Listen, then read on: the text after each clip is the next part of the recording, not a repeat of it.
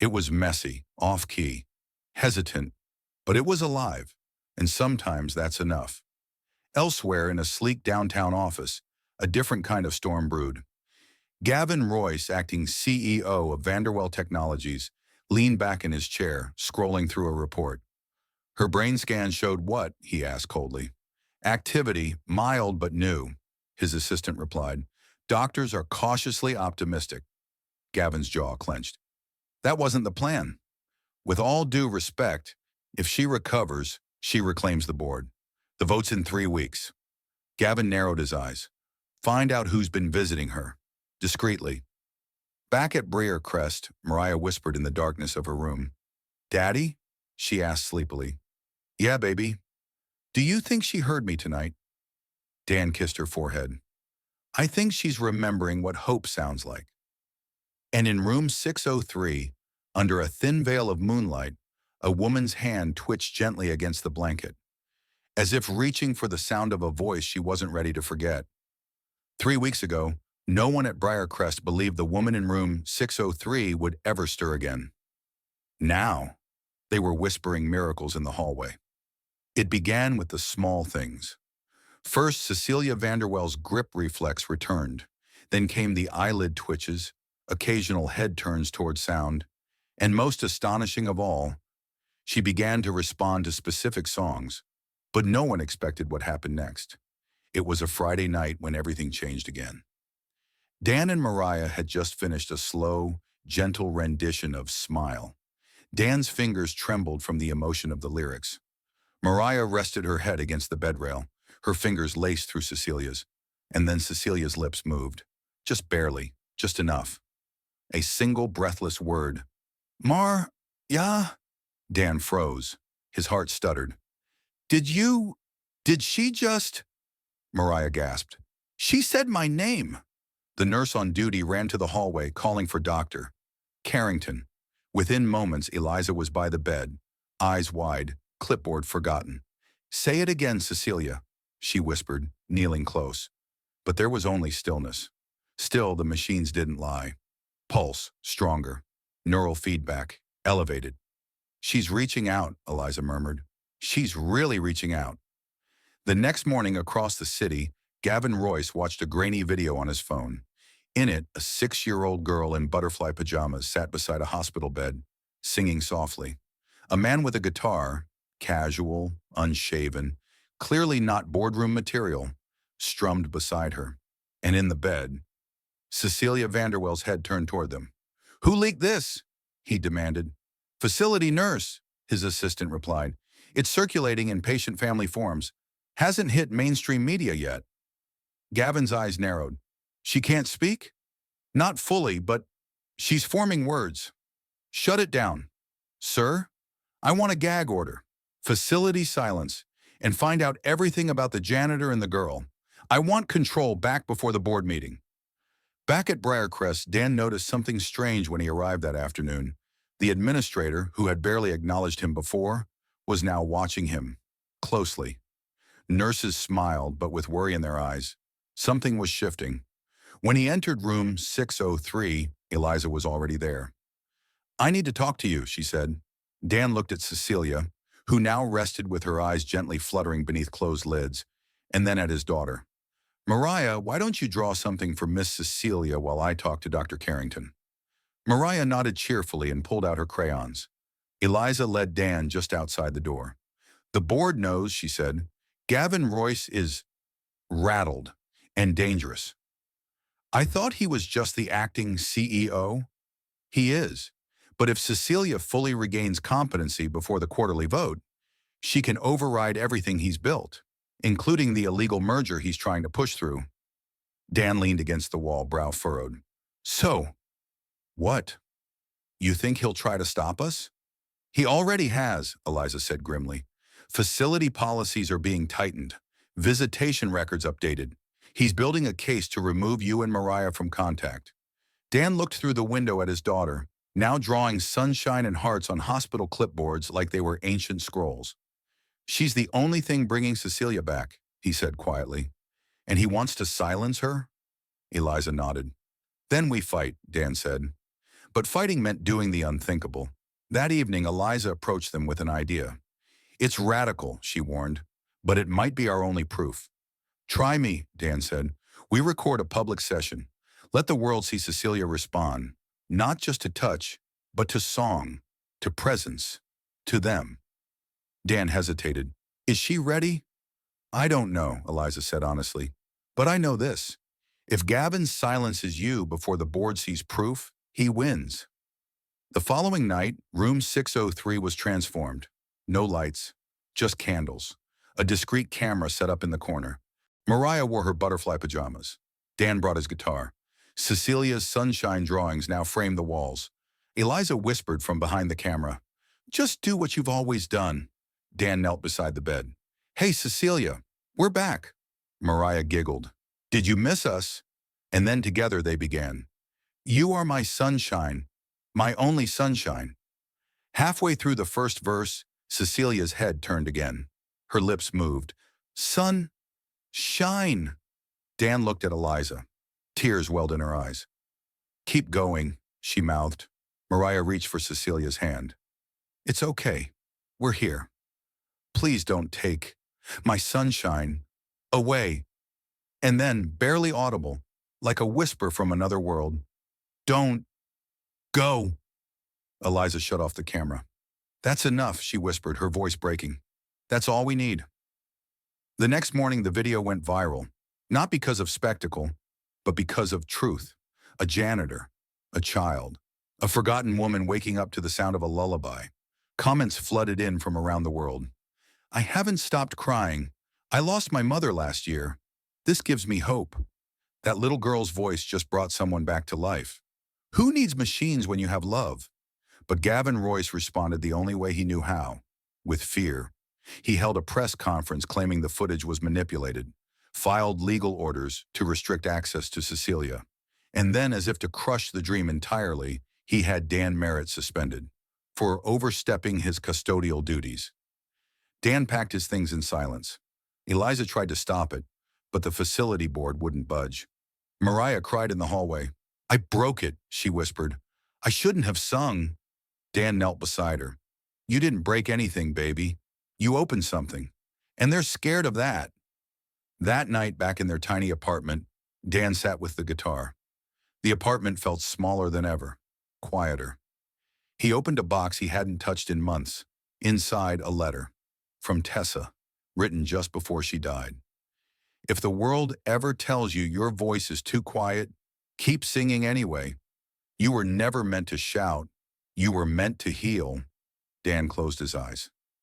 The next day, he showed up at Briarcrest, not in uniform, not with a mop, but with a mission.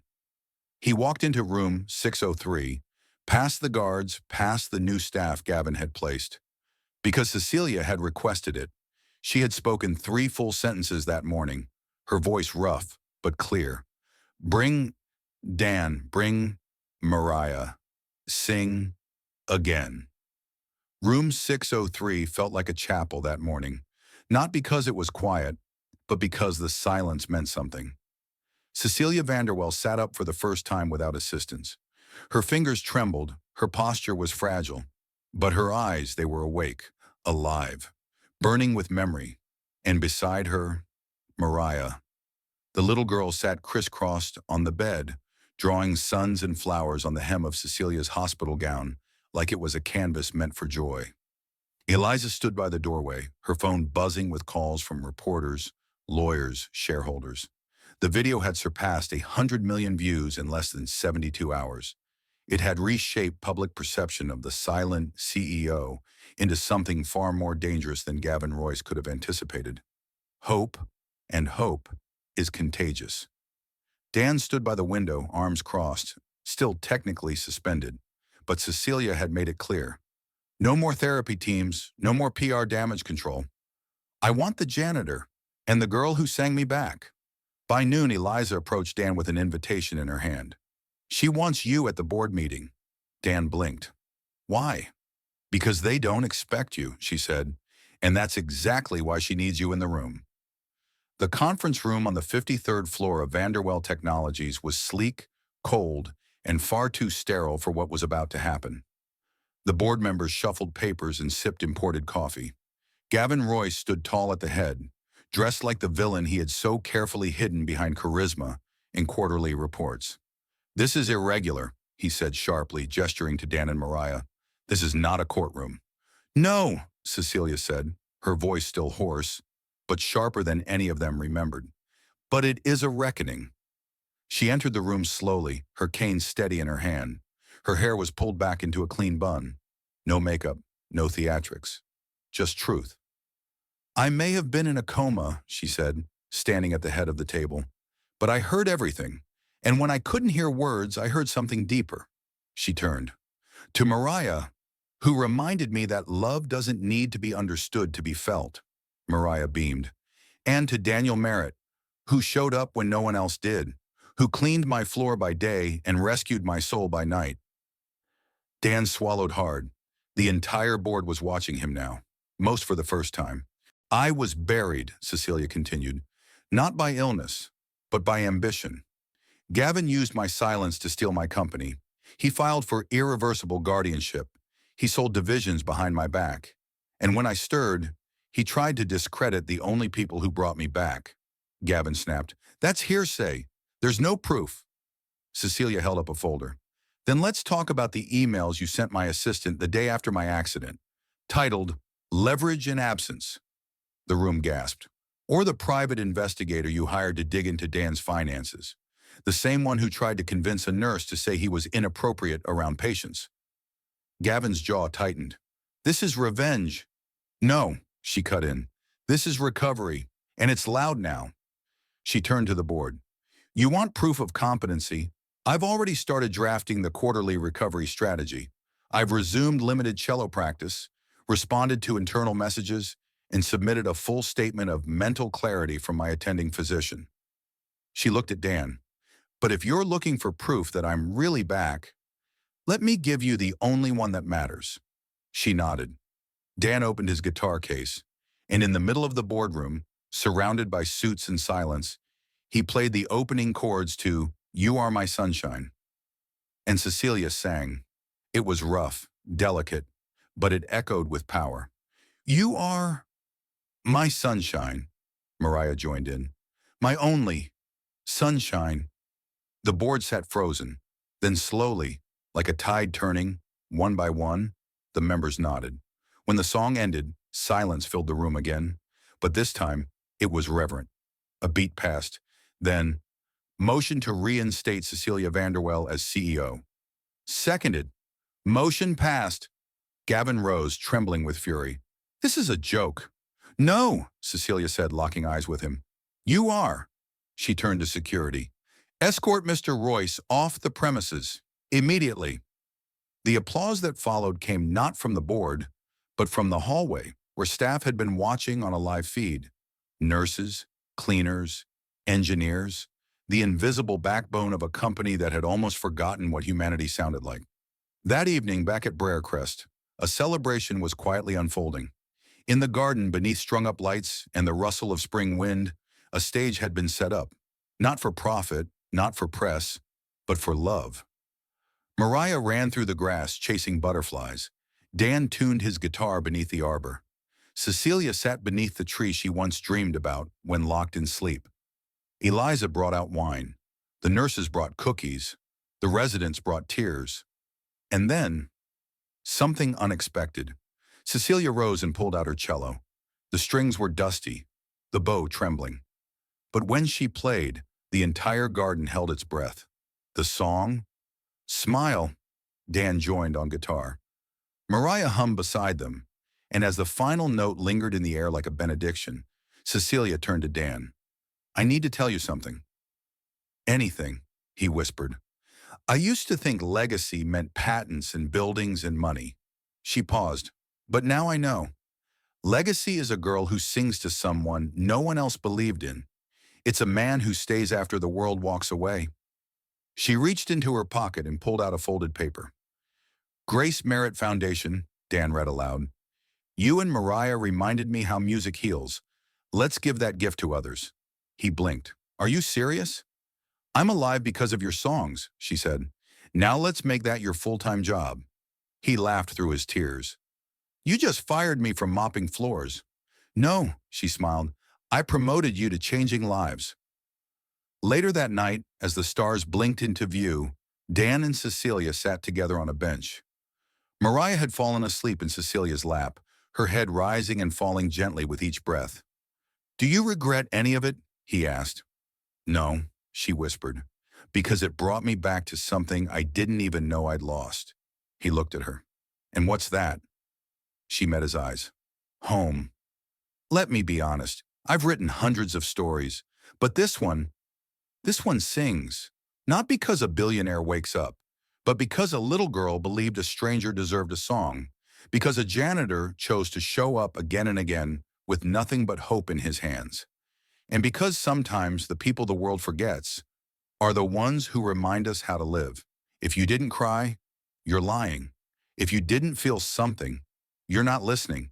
And if you did feel it, leave a comment.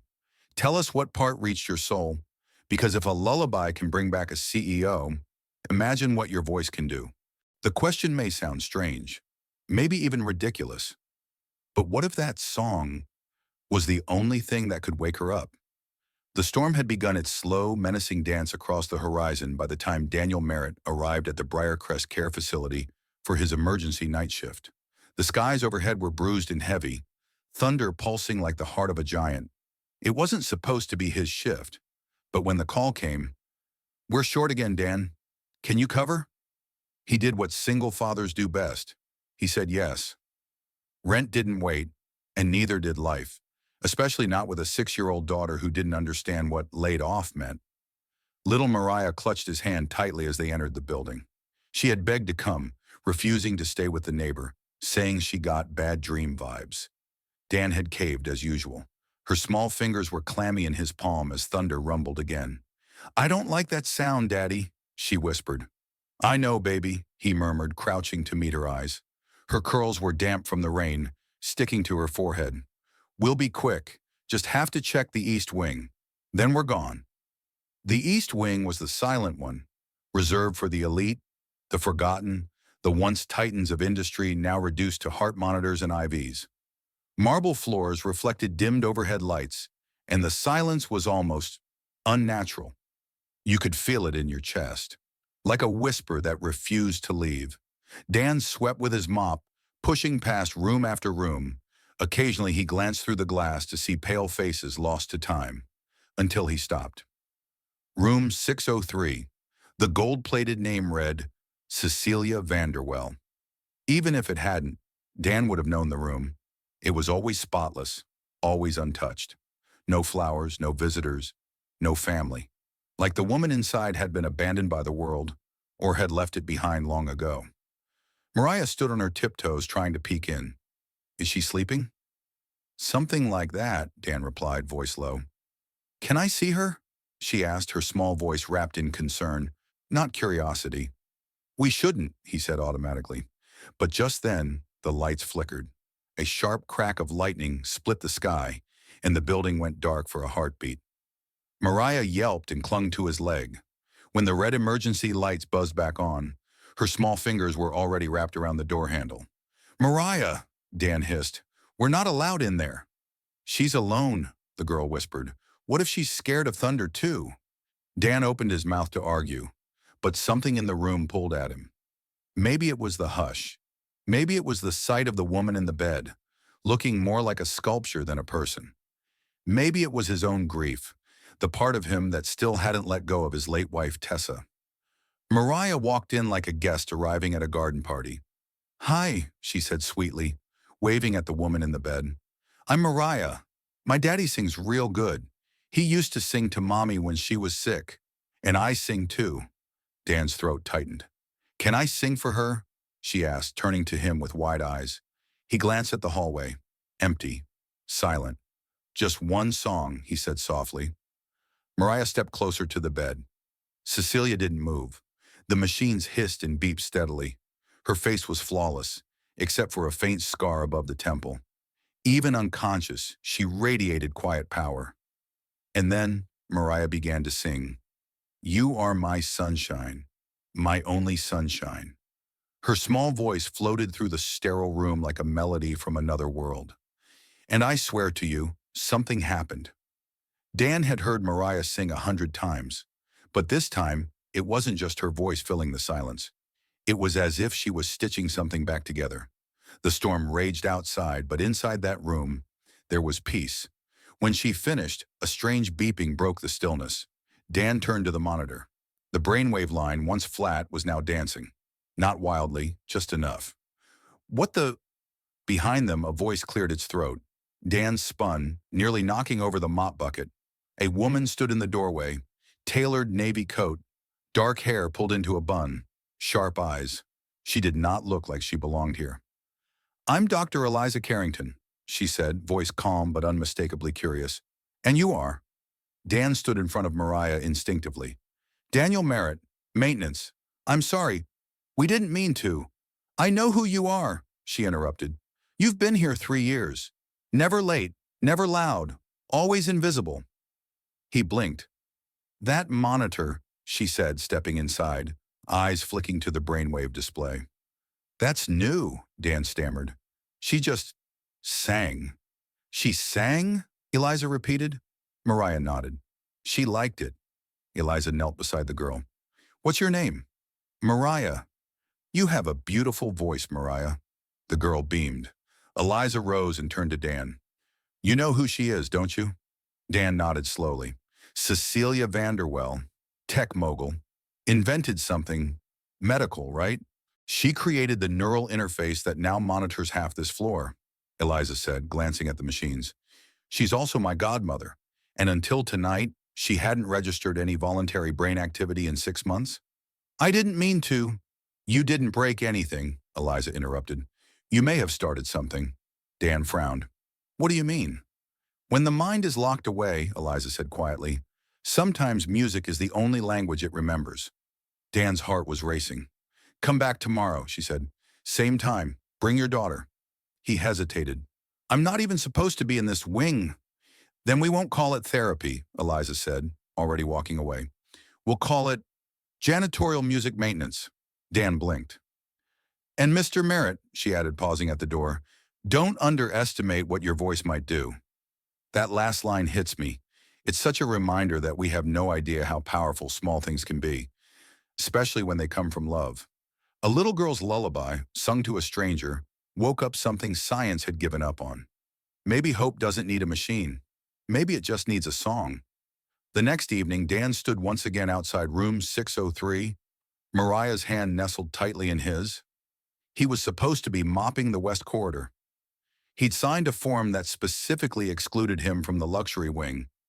But here he was, doing something no janitor had ever dared before, breaking a rule to keep hope alive. "Are you sure you want to go in, kiddo?" he asked softly. Mariah looked up, eyes clear as summer. "What if she's waiting for me, Daddy?" He didn't have an answer, only the ache in his chest. When the door creaked open, the woman inside hadn't moved. Cecilia Vanderwell still lay like an untouched statue, framed by white linens and the gentle hum of machines. But there was something different about the air. Not quite warm, but not cold anymore either. Mariah tiptoed in. She carried a folded paper in her hands and laid it on the bedside table. "What's that?" Dan asked, stepping in behind her. "A sunshine picture," she whispered, "so she won't feel lonely." Dan swallowed hard. Mariah climbed up into the chair beside the bed and reached for Cecilia's hand. "Hi again," she said like she was visiting a friend. "Tonight I want to sing a rainbow song. Mommy used to sing it when I was scared." Dan closed the door behind them and stood watching. Somewhere, over the rainbow, way up high, her voice wobbled but didn't break. She sang every note like it mattered. Dan didn't join in, because he couldn't. Because that was the song Tessa, his wife, used to hum in the kitchen, barefoot with flour on her cheek and a world of dreams in her eyes. That memory was a sharp blade tonight. He blinked back tears. When the final note faded, the machines beeped softly, steadily. Then came a voice from behind them. "She responds most to that one." Dan spun around. Dr. Eliza Carrington stood in the doorway, hands folded, watching the monitors. "How long have you been standing there?" Dan asked, startled. "Long enough," she said. She used to play it, Eliza continued, on the cello. Her fiancé arranged it just for her. He died in a plane crash 7 years ago. She never played again. Dan stared at the floor. I didn't know. You weren't supposed to, Eliza replied gently. The world knows Cecilia Vanderwell as an iron-fisted tech genius. They forgot she was a girl once, who played music for love. Dan exhaled. That's a hard thing to carry. All that silence. Eliza looked at him sharply. You know something about that, don't you? He didn't reply at first. Then he nodded. When my wife was dying, I tried to talk her through it, but nothing worked. Then one night, I sang, and she looked at me, just for a second, like she remembered she wasn't alone. That's why your voice matters, Eliza said. Not because it's perfect, but because it carries something real. Dan looked at Cecilia, then at his daughter, who was now humming and drawing rainbows on the clipboard. You sure about this? He asked quietly. Trusting a janitor and a 6-year-old with something this important? Eliza stepped forward, her voice steady. For 6 months, Cecilia didn't move. Not with therapy, not with machines, not even with me. But when your daughter sang, her brain lit up like sunrise. Dan rubbed his face. What do you want us to do? Just keep showing up, Eliza said. Same time. Let her hear life again. Laughter, music, the sound of presence. Dan looked at the woman in the bed. She hadn't moved, but somehow she no longer looked alone. We'll come, he whispered. Eliza put a hand on his shoulder. Thank you. For what? For proving that healing doesn't always come from doctors. Sometimes it comes from lullabies. That night, after tucking Mariah into bed, Dan sat alone on the porch with his guitar. He hadn't touched it since Tessa's funeral. But tonight, he strummed gently, letting the old chords find his fingers.